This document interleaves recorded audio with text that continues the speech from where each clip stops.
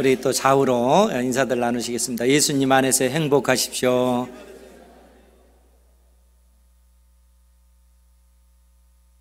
하나님의 은혜 안에 행복하시기 바랍니다. 하나님께서 요단강 동편, 그러니까 출애굽한 2세대들이 이제 요단강 동편 모압 땅에 거주하면서 이제 하나님께서 명령만 하시면 여호수아의 인도하에 약속의 땅 가나안 땅으로 이제 진격해 들어가게 됩니다. 그런데 하나님께서 이 요단강 동편 모압 평지에서 이스라엘 백성들에게 교훈하면서 주신 말씀이 신명기서 말씀인데, 이 신명기서 말씀을 통해서 하나님께서 끊임없이 이스라엘 백성들을 때에 따라서는 혼내시면서 얘기하시기도 하시고, 때에 따라서는 설득하시면서도 얘기하시면서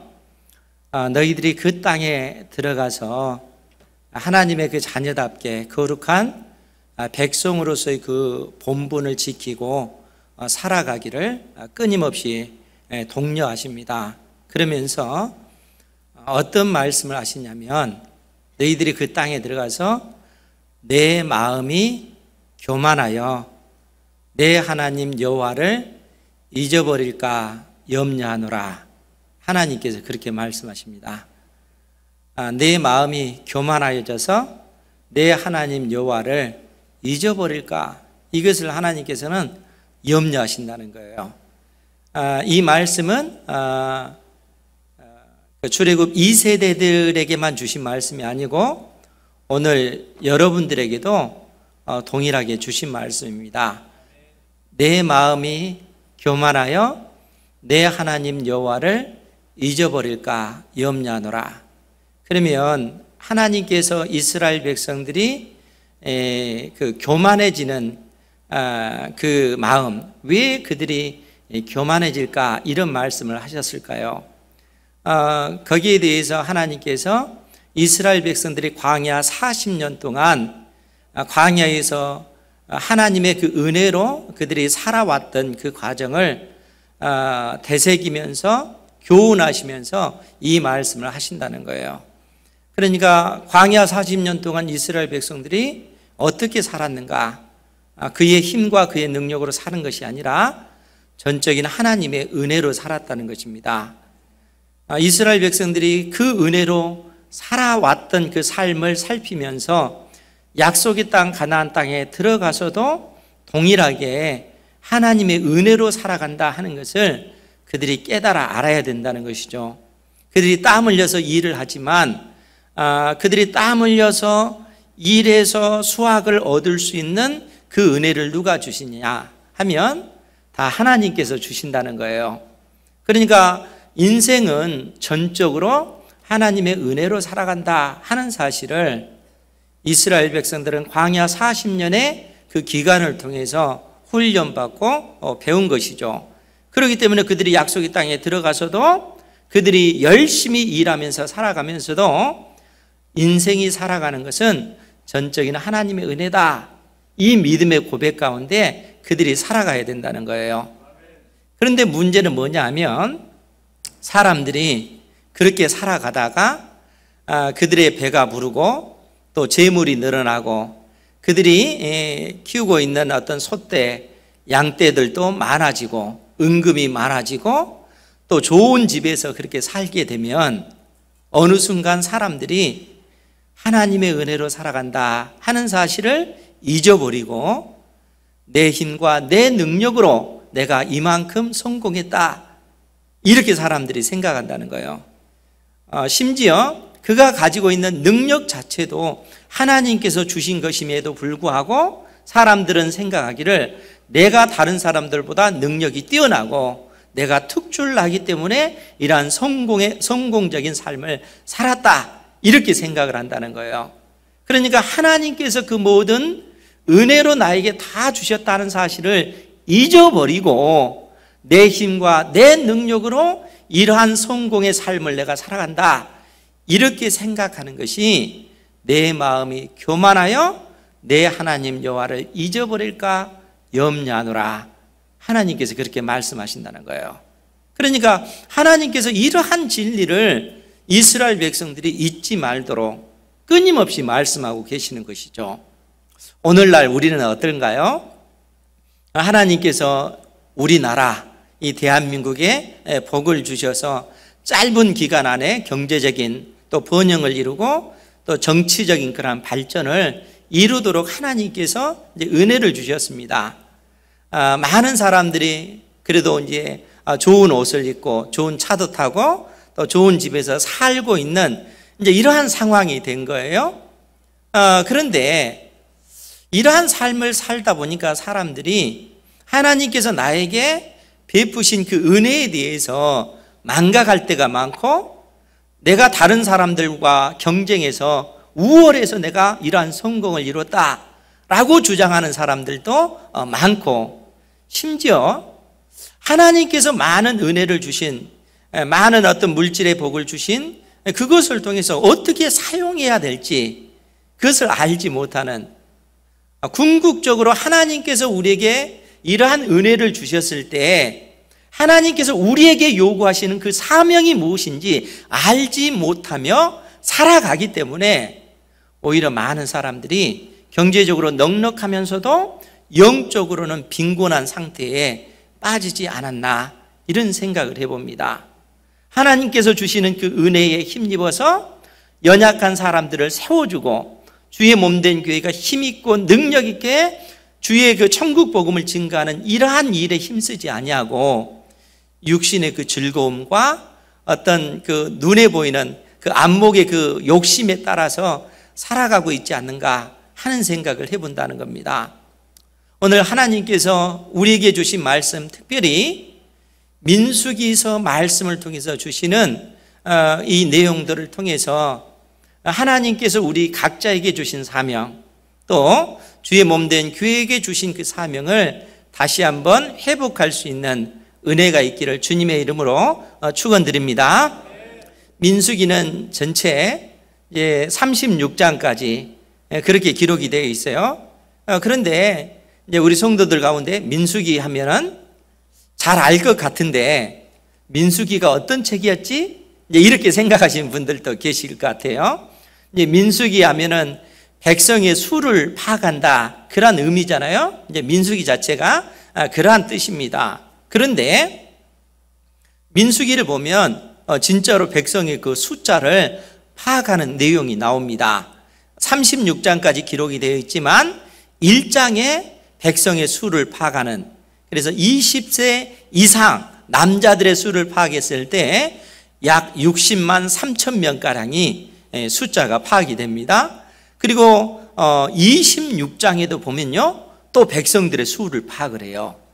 20세 이상 남자들의 수를 파악을 했는데 그 수를 파악하니까 약 60만 7천 명가량이 그렇게 파악이 되었습니다. 그런데 여러분, 1장과 26장 사이에는 엄청난 세월이 흐르고 있습니다. 무려 40년의 세월이 흐른다는 거예요.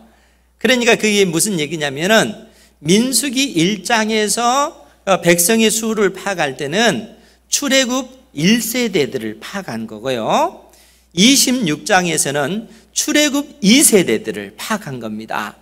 그러면 이 40년 동안 어떤 일이 벌어진 거예요? 출애굽한 1세대들은 광야에서 40년 동안 다 유리방황하다가 다 죽었다는 거예요. 갈렙과 여호수아 외에는 출애굽한 1세대들은 20세 이상 1세대들은 다 광야 40년 동안 다 죽음을 당했다는 거예요. 그러면 여러분, 왜 이러한 일이 벌어졌을까요? 그런데 여러분들이 먼저 생각해야 될 것이 뭔가 하면, 하나님께서 모세를 통해서 출애굽 1세대들의 그 숫자를 파악한 것과 출애굽 2세대들의 숫자를 파악할 때 어떤 말씀을 주셨냐면, 제가 말씀드릴게요. 거기에 보면 하나님께서 이스라엘 중에 20세 이상으로 전쟁에 나갈 만한 모든 자를 계수하라. 이렇게 말씀을 주신다는 거예요. 그냥 20세 이상의 남자를 얘기하는 것이 아니고 20세 이상의 남자들 가운데 전쟁에 나갈 만한 모든 자의 수를 파악하라라고 얘기하는 거예요. 그러니까 출애굽 1세대가 60만 3천 명. 여러분 우리나라 이 대한민국 군대가 약 65만 명 정도 됩니다.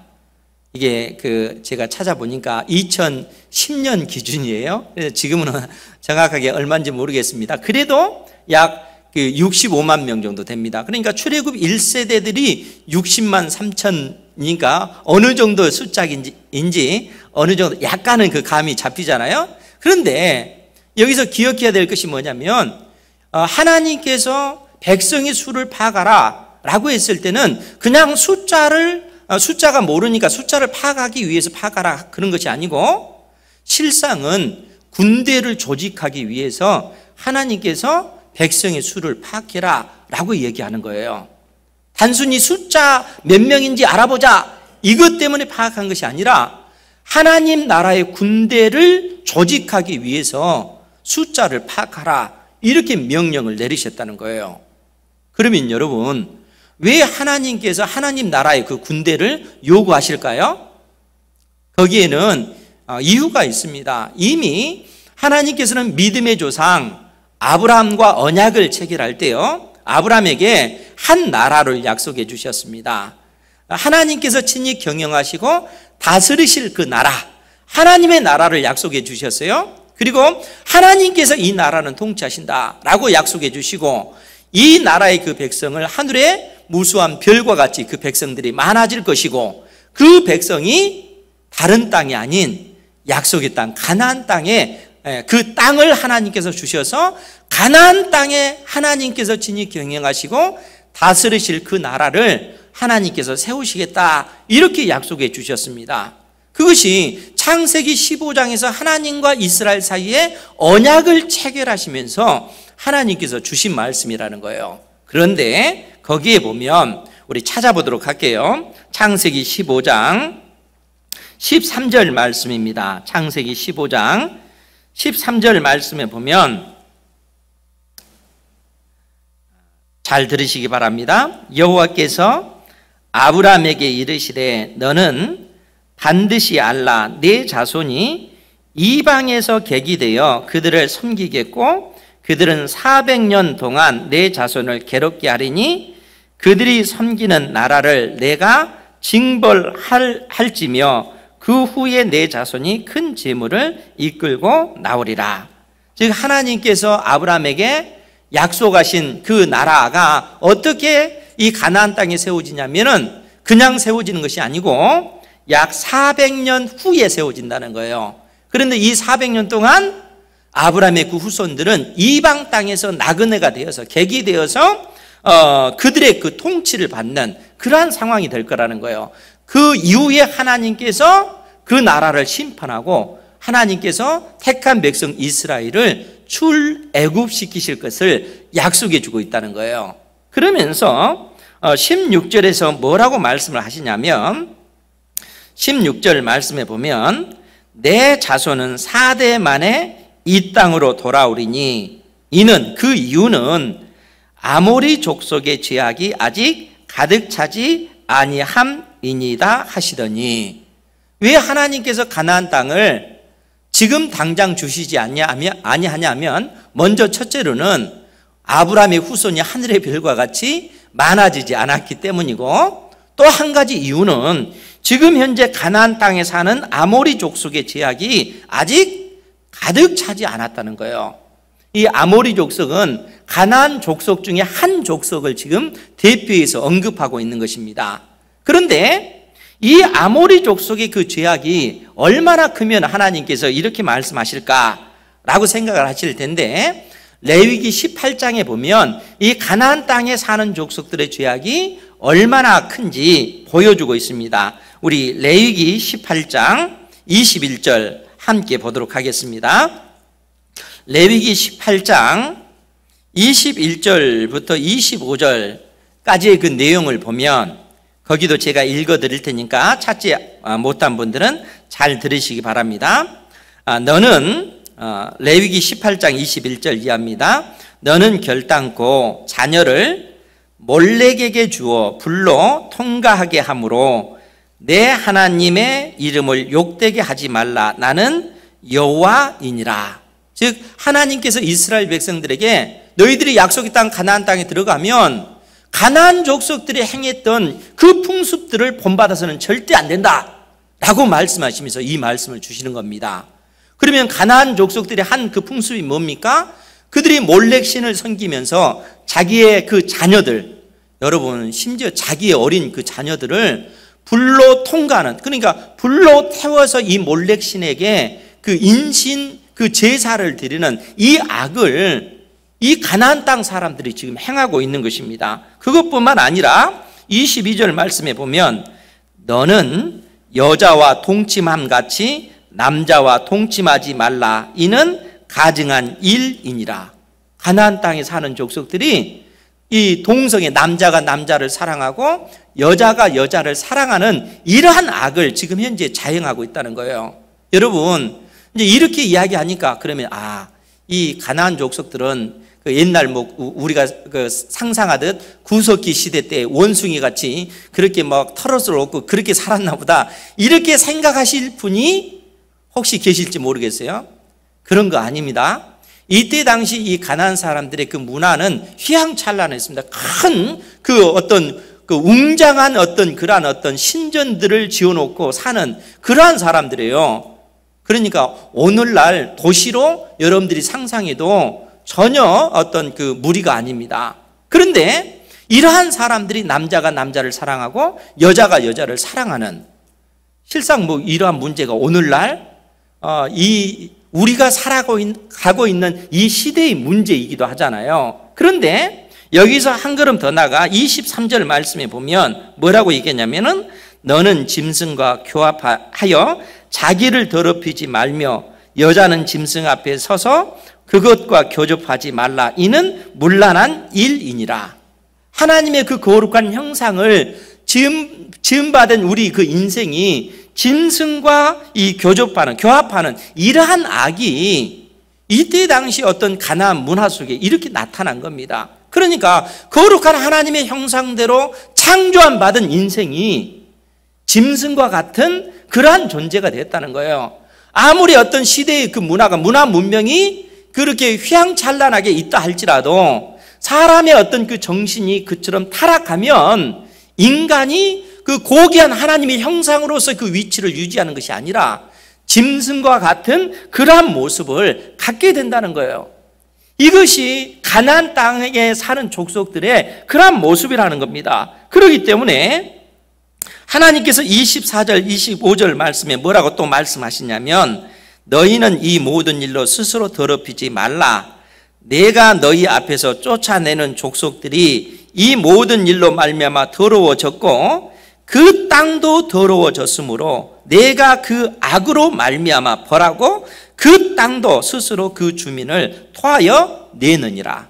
그러니까 이 가나안 땅에 사는 그 이러한 그 족속들의 그 죄악상 때문에 그 땅이 오히려 그 사람들을 토해내는 그러한 어떤 그 땅이 가나안 땅이 되었다는 겁니다. 그러니까 하나님께서 이처럼 죄악으로 가득 찬 이 가나안 땅을 심판하시겠다는 것입니다.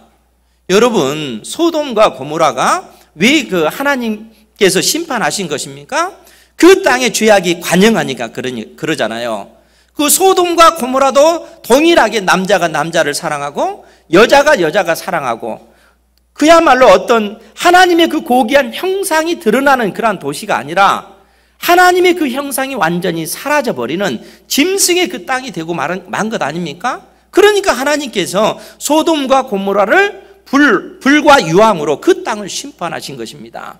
그러니까 지금 하나님께서 이 가나안 땅을 심판하시겠다라고 말씀하시는 것입니다. 그렇기 때문에 하나님께서 이 민수기서 이 말씀을 통해서 이스라엘 백성들을, 출애굽한 이스라엘 백성들을 그들을 불러내셔서 백성의 수 20세 이상 전쟁에 나갈 만한 그 군대를 조직하기 위해서 하나님께서 그 백성의 수를 파악하라 이렇게 말씀하고 있다는 겁니다. 그런데 이제 여기서 우리가 이 민수기에 있는 이 내용을 좀 더 깊게 생각을 해야 되는데, 민수기서가 36장까지 그렇게 나눠져 있지만 크게 세 단락으로 그 지리적인 배경을 통해서 세 단락으로 나눠볼 수가 있습니다.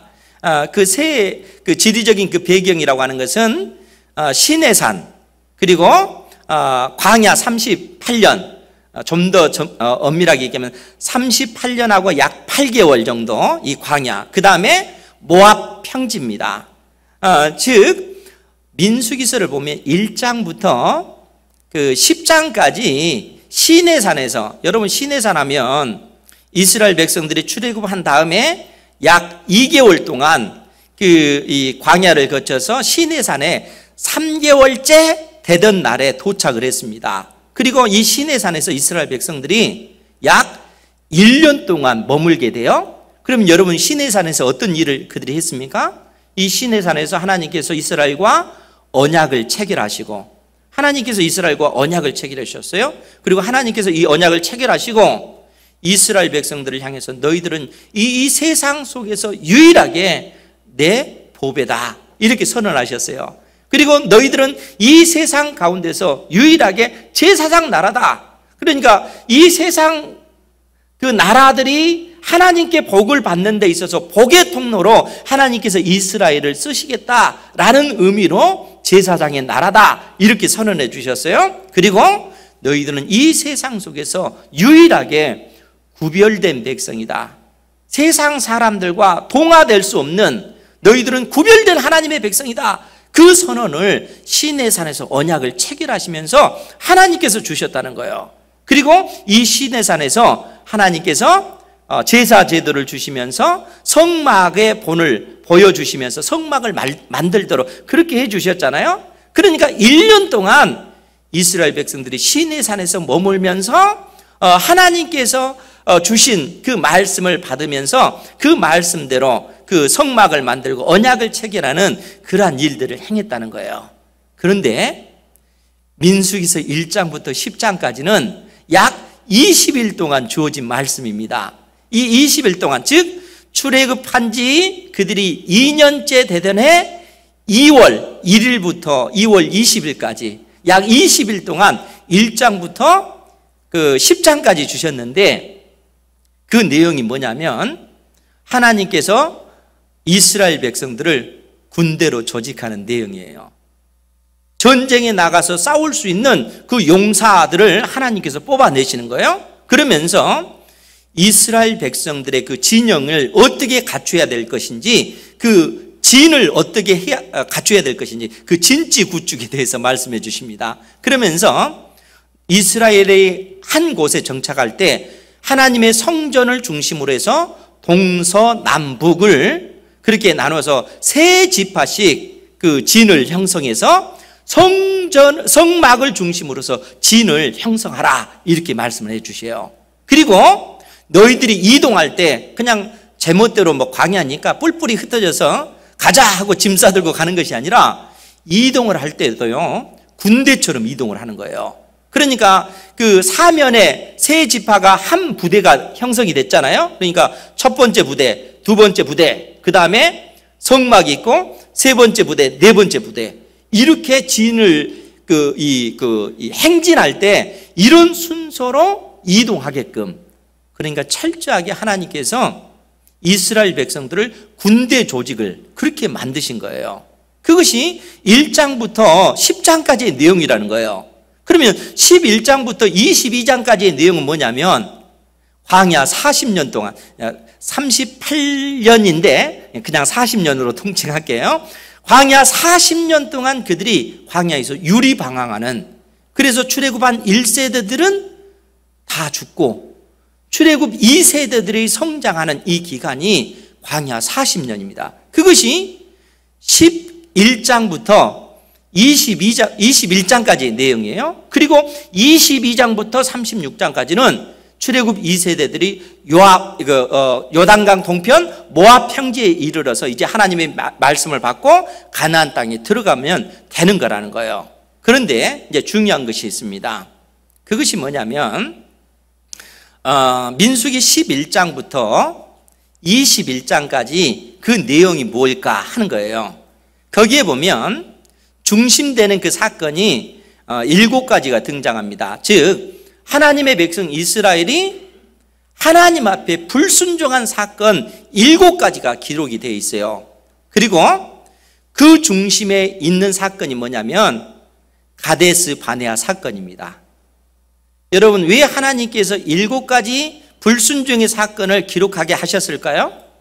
7가지만 있어서가 아니라 7가지라고 하는 의미는 이스라엘 백성들이 출애굽한 이후에 처음부터 끝까지 하나님의 말씀에 순종하지 아니하고 불순종하는 그 역사를 그 말씀해 주기 위해서 7가지 이 불순종의 사건을 언급한 것입니다. 그리고 그 중에 가장 중요한 사건이 가데스 바네아 사건이라는 거예요. 그러면 여러분, 가데스 바네아 사건이 뭘까요? 가데스 바네아는 이 가데스 바네아에서 이제 약속의 땅 가나안 땅에 들어가기만 하는 가나안 땅과 가장 가까이 있는 땅이 가데스 바네아입니다. 그리고 이 시내산에서 가데스 바네아까지 그 거리는 11일밖에 되지 않아요. 그러니까 여러분, 출애굽한 그 이스라엘 백성들이 이 시내산에서 1년 동안 머문 다음에 하나님의 명령에 따라 가데스 바네아까지 간 거예요. 11일 동안 가서 이제는 약속의 땅에 들어가면 되는데, 이 땅에서 그들이 우리가 바로 들어갈 것이 아니라 가나안 땅을 한번 정탐을 해야 된다, 이런 의견이 나온 거예요. 그래서 12지파 중에 12지파에서 한 사람씩 12명의 정탐꾼을 이 가나안 땅에 파송하는 겁니다. 그래서 남쪽에서부터 가장 북쪽에까지 그야말로 이스라엘 전역을 정탐하기 위해서 무려 40일 동안 이 정탐꾼들이 그 땅을 정탐하고 돌아온 것입니다. 그런데 문제는 여기에서 발생을 한다는 거예요. 이 정탐꾼들이 12명의 정탐꾼이 돌아왔는데 이 갈렙과 여호수아는 그 땅은 그야말로 젖과 꿀이 흐르는 땅입니다. 하나님께서 이 땅을 우리에게 주셨습니다. 그러니까 하나님께서 우리에게 주신 이 땅을 우리가 올라가서 그 땅을 취하기만 하면 됩니다. 하나님께서 능히 이기게 하실 것입니다. 그들은 우리의 밥입니다. 이렇게 고백을 하는 것이죠. 갈렙과 여호수아가 그렇게 얘기해요. 그런데 나머지 10명의 정탐꾼은 정반대의 이야기를 한다는 거예요. 그 땅은 그야말로 우리가 그 땅을 정복할 수 없는 그러한 땅입니다. 왜냐하면 그들은 그야말로 기골이 장대한 사람들이고 그들이 가지고 있는 그 무기를 우리가 당해낼 수가 없습니다. 우리는 그 땅에 들어간 즉 그들의 칼에 의해서 죽임을 당할 것이고 우리의 처자들은 다 그들에게 사로잡힐 것입니다. 10명의 정탐꾼이 그렇게 보고를 했다는 거예요. 여러분, 이 보고를 들은 이스라엘 백성들이 어떻게 반응했을까요? 이제 문제는 여기에 있잖아요. 이스라엘 백성들이 어떻게 반응했냐면 우리 민수기 14장 1절에서 3절에 있는 말씀입니다. 14장 1절에서 3절에 있는 말씀을 보면 온 회중이 소리를 높여 부르짖으며 백성이 밤새도록 통곡하였더라. 이스라엘 자손이 다 모세와 아론을 원망하며 온 회중이 그들에게 이르되 우리가 애굽 땅에서 죽었거나 이 광야에서 죽었으면 좋았을 것을 어찌하여 여호와가 우리를 그 땅으로 인도하여 칼에 쓰러지게 하려 하는가? 우리 처자가 사로잡히더니 애굽으로 돌아가는 것이 낫지 아니하랴. 온 회중이 그야말로 소리를 높여 부르짖으며 밤새도록 통곡하는 그러한 모습을 지금 보여주고 있다는 거예요. 그러면서 그들이 모세와 아론, 하나님을 원망하면서 하는 얘기가 뭡니까?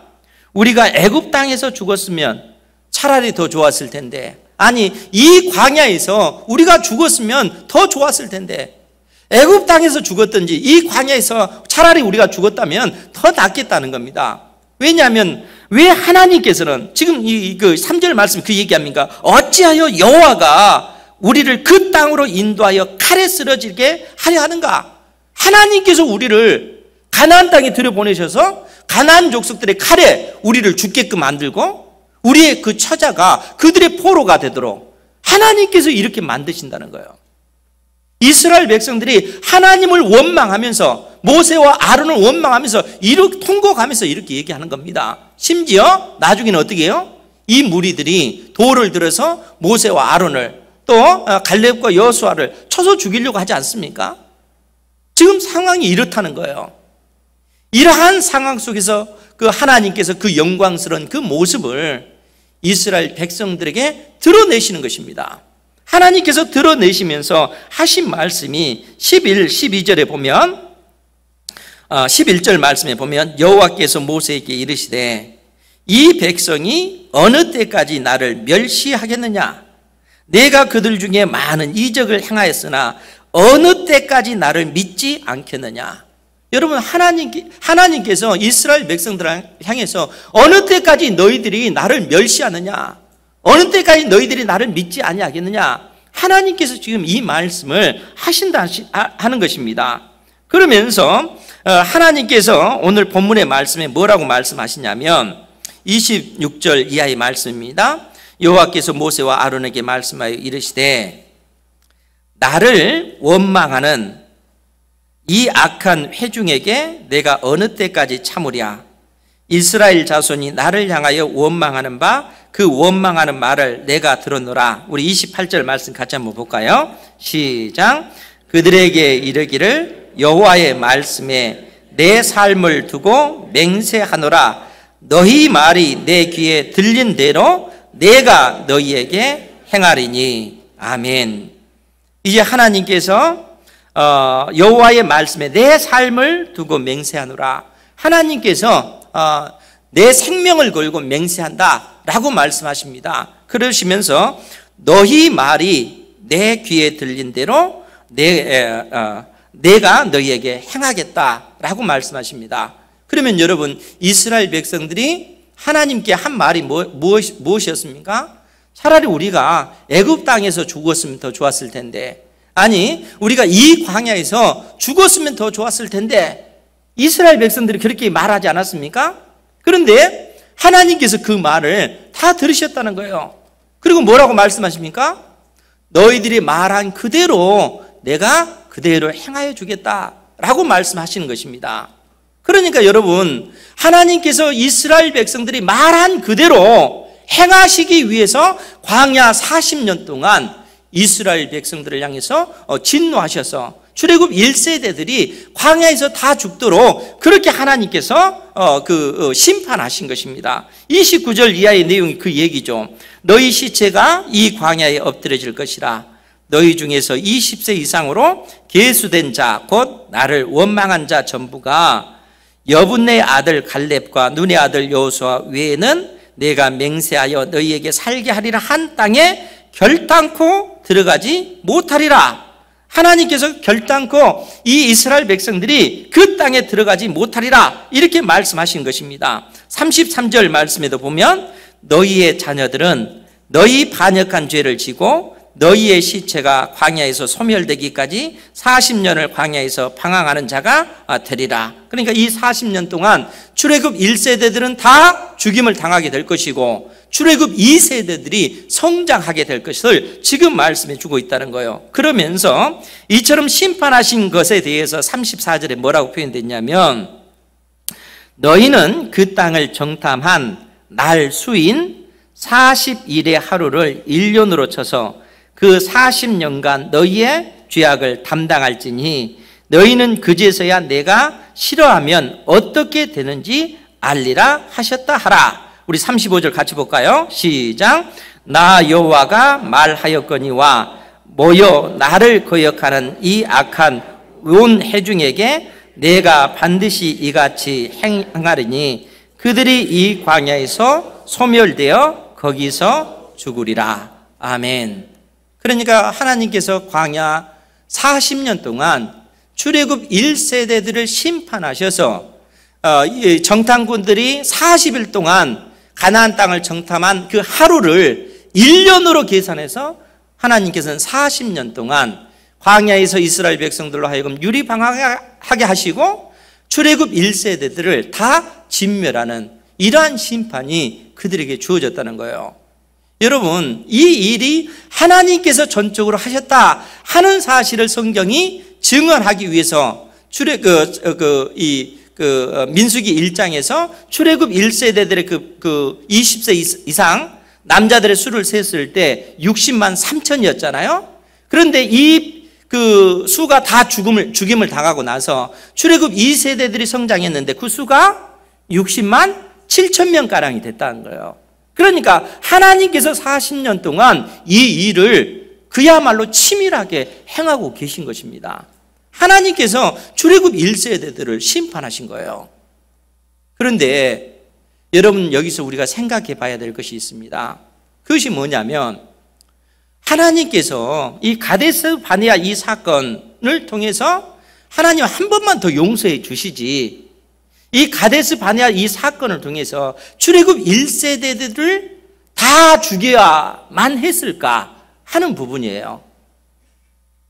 그것만 생각하면 예수 믿는 사람들 가운데 하나님께서 좀 겉으로는 표현을 안 해도 좀 너무하신 거 아닌가, 속으로 그런 생각이 들 수도 있잖아요.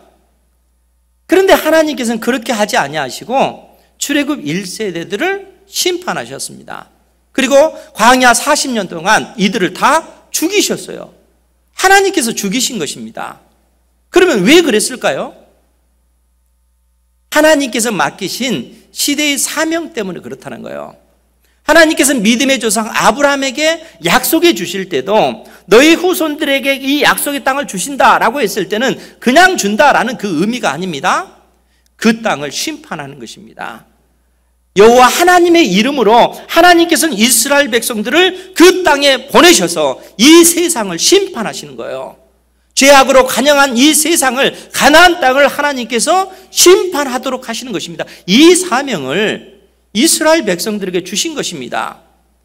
이스라엘 백성들이 이 사명을 망각하면 안 돼요. 그리고 이 사명을 감당할 수 있는 그 유일한 조건이 뭐냐면 절대적으로 여호와 하나님을 의지하는 믿음입니다. 하나님의 약속의 말씀을 온전히 순종하는 그 믿음이 이스라엘 백성들에게, 하나님의 백성들에게, 하나님의 군대에게 절대적으로 필요한 거라는 거예요. 이러한 믿음이 없고 이러한 신앙이 없는데 그들이 약속의 땅에 들어가서 하나님께서 맡기신 그 시대의 사명을 감당할 수 있겠습니까? 감당하지를 못하는 겁니다.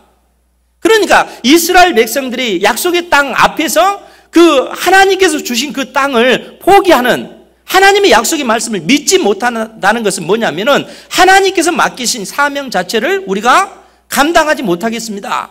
하나님의 나라를 건설하는 이 일을, 땅을 확보하는 이 일을 우리는 감당하지 못하겠습니다. 그 얘기라는 거예요. 하나님께서 맡기신 사명을 감당하지 못하는 그 사람에게 하나님께서 그 사명을 맡기실 수 있겠어요? 사명 감당하지 못한 그 인생은 하나님께서는 거두어 가시는 겁니다. 여러분, 인생의 의미가, 인생의 가치가 어디에 어디에 있겠습니까? 하나님께서 출애굽 2세대들에게 계속해서 경고하시잖아요. 내 마음이 교만하여 내 하나님 여호와를 잊어버릴까 염려하노라.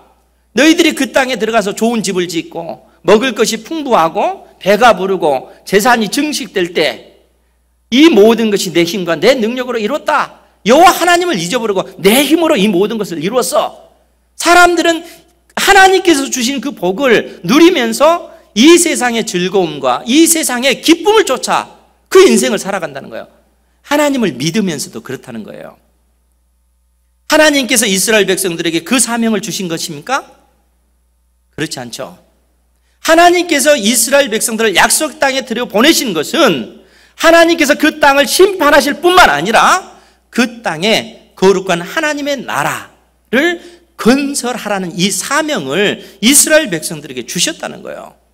이 사명을 이스라엘 백성들이 감당하라고 하나님께서 이스라엘 백성들을 부르셨고 약속의 땅에 들여보내시는 것입니다. 세상 나라를 심판하고 하나님의 그 거룩함을 드러내는 이 사명 감당하라고. 그것이 인생의 목적이라는 거예요. 하나님께서 이스라엘 백성들에게 맡기신 사명이라는 것입니다. 그러면 오늘날 하나님께서 교회를 통해서, 한국 교회를 통해서, 아니 우리 은행교회를 통해서 예수 그리스도를 믿는 여러분들 개개인을 향해서 하나님께서 맡겨주신 그 사명은 무엇입니까? 이 사명 자체에 우리가 의식하지 못하고 살아갈 때가 많잖아요. 그렇지 않습니까? 하나님께서 우리에게 주시는 물질의 그 넉넉한 그 은혜 하나님 주십시오. 자녀들이 형통하게 해 주십시오.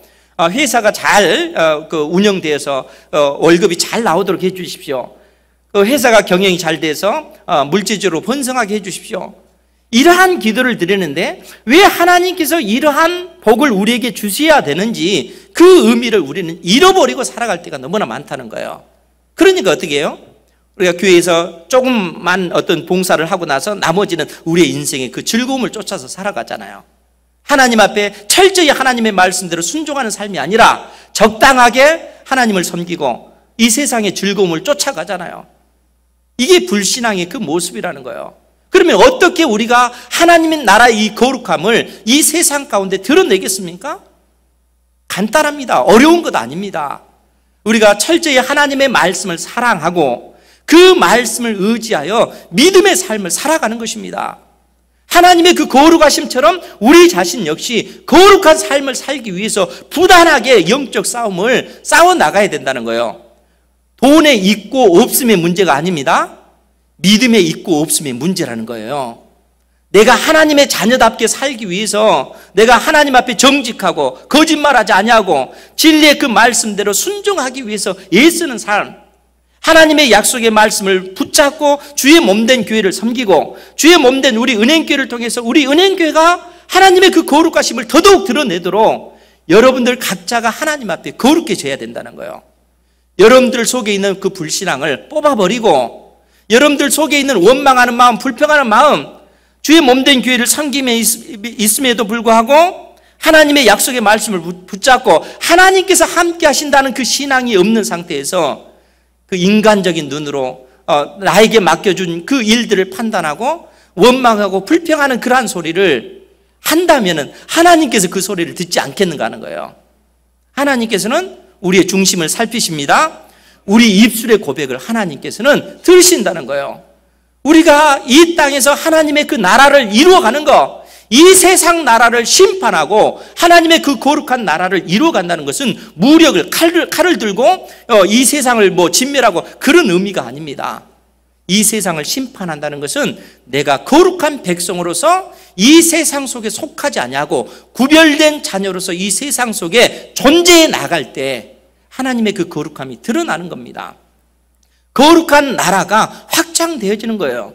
교회가 이 세상 속에서 거룩한 그 모습을 유지해 나갈 때 비로소 이 세상의 빛이요 소금으로서 그 본연의 사명을 감당할 수가 있다는 것입니다. 사랑하는 성도 여러분, 하나님의 이 약속의 말씀을 붙잡고 여러분들 자신을 살피시기 바랍니다. 하나님께서 여러분들에게 돈 많고 적음에 따라서 여러분들을 판단하신 것이 결코 아니라는 거예요. 여러분들의 믿음을 보시는 거예요. 믿음. 여러분들의 신앙을 보시는 것입니다.